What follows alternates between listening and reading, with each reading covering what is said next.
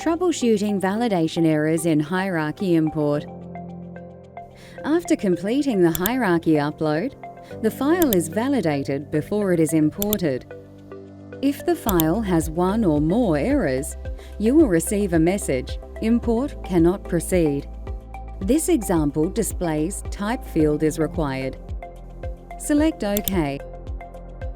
Any errors in the hierarchy will need to be fixed before attempting to load again. Check all entries in the type column as advised in the error message. Find and rectify the incorrect data. Save and import again.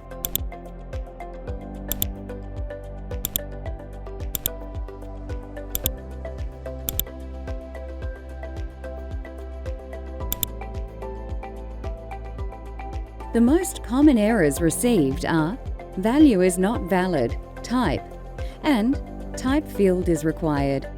Type field is required means one or more fields are blank.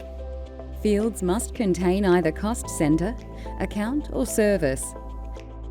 Value is not valid, type means there is a space or spelling error in the type column. It's easiest to copy and paste this field when adding rows.